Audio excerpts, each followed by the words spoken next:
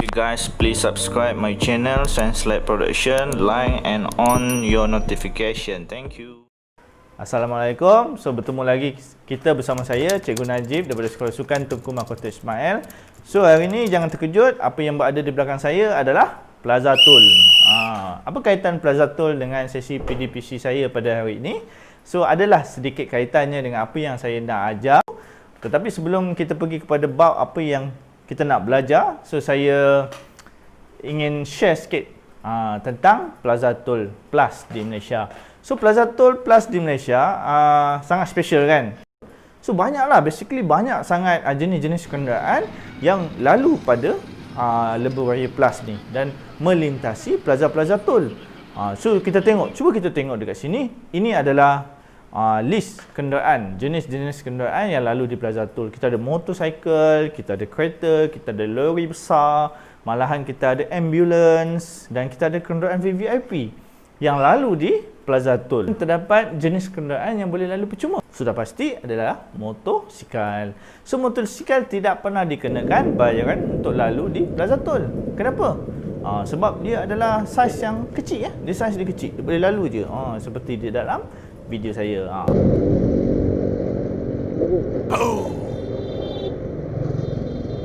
Alamak, ada ular pula Okey. Begitu juga dengan satu lagi jenis kenderaan iaitu ambulans. Ambulans tidak pernah dikenakan sebarang bayaran.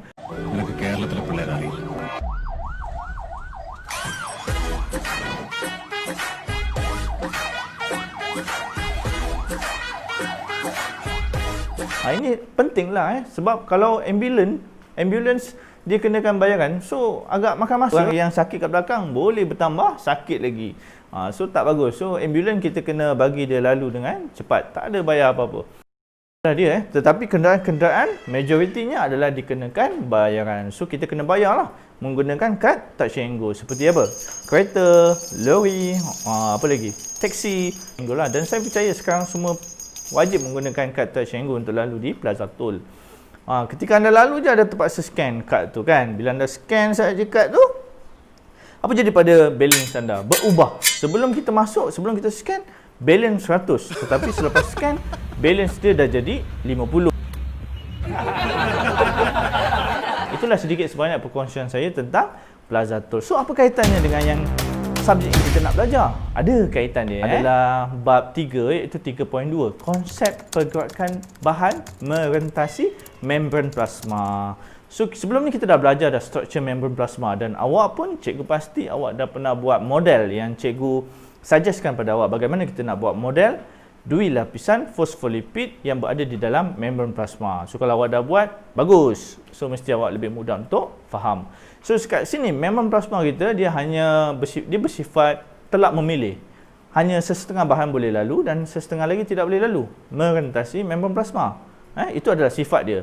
So sekarang ni kita nak bincangkan benda yang boleh lalu merentasi membran plasma. Dan bagaimana merentasi membran plasma? Dia ada 3 kaedah. Minta maaf, dia ada 2 kaedah. Yang pertama, pengangkutan pasif. Yang kedua adalah pengangkutan aktif. Pasif tidak menggunakan sebarang tenaga, manakala aktif menggunakan tenaga untuk merentasi membran plasma. Okey, kita bincang yang pertama dulu iaitu pengangkutan pasif. Pengangkutan pasif terdapat 3 cara, iaitu yang pertama sekali adalah resapan ringkas, dan kedua adalah resapan berbantu, dan yang terakhir sekali adalah osmosis. Okey, kita pergi yang pertama, resapan ringkas. Resapan ringkas, seperti yang anda dapat lihat di belakang saya adalah model dui lapisan fosfolipid dan struktur-struktur yang terdapat di dalam membran plasma. So dekat sini, apakah bahan-bahan yang boleh merentasi membran plasma daripada dalam sel ke luar sel ataupun daripada luar sel masuk ke dalam sel? So apakah bahan yang boleh merentasinya dengan cara yang paling mudah? Iaitu cara yang paling mudah kita panggil dia resapan ringkas. So apakah bahan yang boleh menggunakan kaedah resapan ringkas? Bahan-bahannya termasuklah oksigen dan juga karbon dioksida. Ataupun dengan kata lain, dia adalah molekul-molekul yang kecil. Molekul-molekul yang kecil, iaitu seperti oksigen, hanya 2 atom saja, O2. Manakala karbon dioksida CO2. So 3 atom saja untuk karbon dioksida. So sangat mudah, so dia boleh menggunakan kaedah resapan ringkas, iaitu daripada kawasan yang berkepekatan tinggi kepada kawasan yang berkepekatan rendah melalui membran plasma.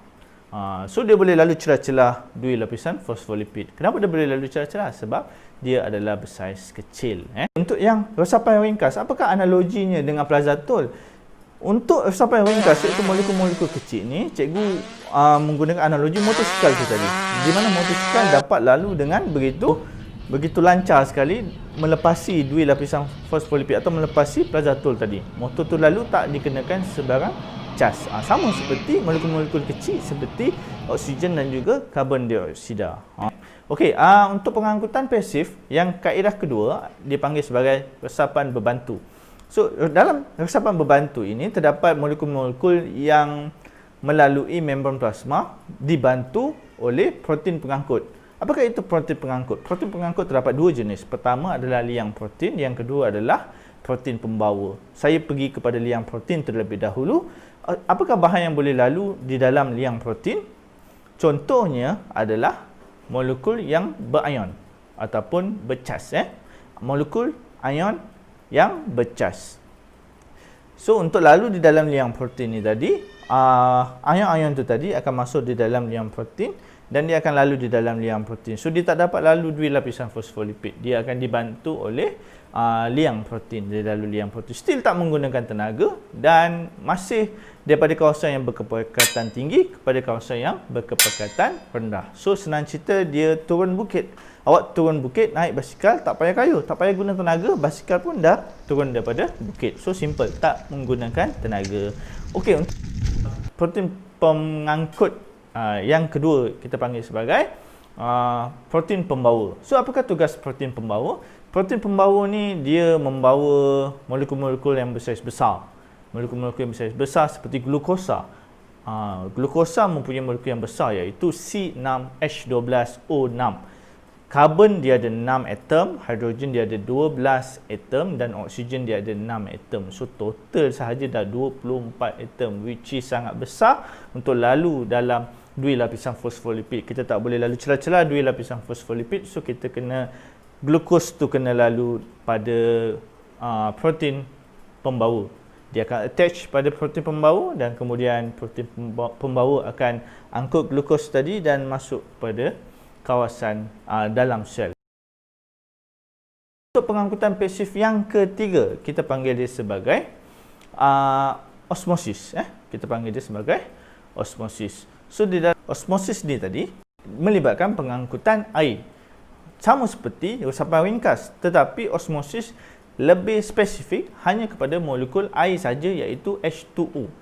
Di mana air bebas merentasi membran plasma daripada kawasan berkepekatan tinggi kepada kawasan yang berkepekatan rendah. Hanya osmosis, awak kena ingat, osmosis hanya melibatkan molekul air sahaja. Okey, untuk yang resapan berbantu dan osmosis, ini adalah dapat dianalogikan seperti kereta ambulans dan juga VVIP. Di mana kereta ambulans itu tadi, dia dapat melepasi Plazatul, tidak dikenakan sebarang cas. Sama juga dengan kereta VVIP, tidak dikenakan sebarang cas. So dia boleh lalu sahaja di dalam Plazatul di laluan yang khusus. So laluan khas untuk ambulans dan VVIP. Dan yang terakhir, jenis pengangkutan yang terakhir adalah pengangkutan aktif. Pengangkutan aktif memerlukan tenaga ataupun dalam bentuk ATP. Ini penting sebab dia tidak lagi menuruni kecerunan kepekatan. Kali ini pengangkutan aktif dia berbeza. Dia daripada kawasan yang berkepekatan rendah kepada kawasan yang berkepekatan tinggi. Dia kena naik bukit. Bila nak naik bukit, naik basikal, so kita kena kayu kan. So kita agak penat. Kita menggunakan tenaga. So dekat sini dia terpaksa menggunakan tenaga, jadi dia ada gunakan ATP lah. So pengangkutan aktif ni tadi dia menggunakan protein pengangkut tetapi menggunakan satu bahan lain, iaitu adalah ATP. ATP. So konsep dia kat sini ada kaitan dengan Plazatul tadi. Sebagai contoh, kereta atau lalu Plazatul, contohnya kita bawa kereta, nak pergi ke Plazatul. Bila dah sampai ke Plazatul, kita akan ambil touch and go card, kita touch pada Plazatul counter tu tadi dan kita touch, kemudian card balance kita akan menjadi kurang dan barulah kita boleh lepas Plazatul. Betul? So itulah konsep yang saya nak bawa analogi kepada pengangkutan aktif. Di mana pengangkutan aktif, kalau awak tak ada kad tak senggo, iaitu tenaga dalam konsep biologi ni, awak tak boleh lalu kat dalam membran plasma. Awak mesti ada ATP. So awak bawa sekali ATP awak lekatkan dekat protein pengangkut, dan akhirnya protein pengangkut akan membantu awak melepasi membran plasma, dan ATP tadi akan bertukar bentuk menjadi ADP. So dia bertukar bentuk. Sama juga dengan touch and go tadi, awak dah touch kan, so balance dia dah tak sama kan. So dia ada analoginya tadi. Okey.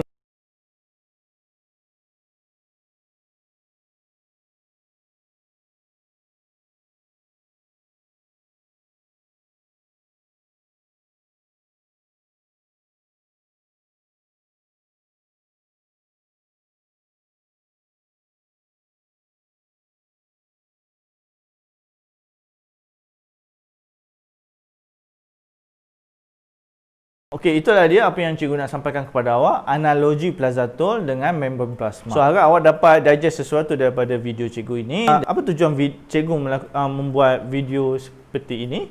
Video seperti ini adalah sebagai satu mukadimah untuk awak sebelum awak memulakan awak punya pembelajaran. So at least awak dah ada something dalam awak punya minda, awak dah dapat konsep dia, awak dah dapat. So awak hanya perlu perkembangkan konsep tu dengan pembacaan, latihan. Pembacaan dan latihan, pengukuhan. So insya-Allah awak boleh berjaya di musim PKP ini. So sebelum kita berjumpa di sesi pembukaan sekolah nanti, cikgu harap awak dah bersedia dengan bab-bab yang awak belajar semasa PKPB dan juga PKP di awalnya. Okey, itu sahaja daripada cikgu. Semoga berjaya. Okey, sekian saja. Terima kasih banyak daripada cikgu. Thanks.